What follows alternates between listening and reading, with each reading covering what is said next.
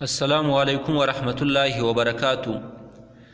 اکثر ساتھی پوچھتے ہیں کہ آج کل اکثر دوائیوں میں الکحل ملی ہوئی ہوتی ہے، اسی طرح اکثر خوشبوؤں میں الکحل ہوتی ہے، تو اس کا کیا حکم ہے؟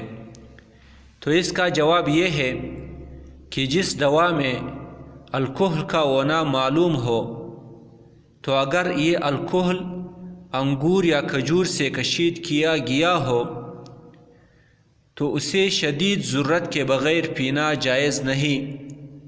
اور شدید ضرورت کا مطلب یہ ہے کہ کوئی طبیب یا ڈاکٹر یہ کہہ دے کہ اس کے بغیر شفا کی امید نہیں ہے۔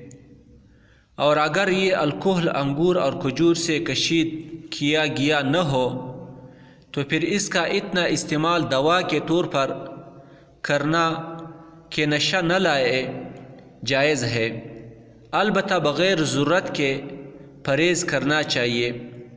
تو جس طرح الکحل ملی ہوئی دوا کے کھانے میں یہ تفصیل ہے، اسی طرح الکحل ملی ہوئی خوشبو کے استعمال میں یہی تفصیل ہے۔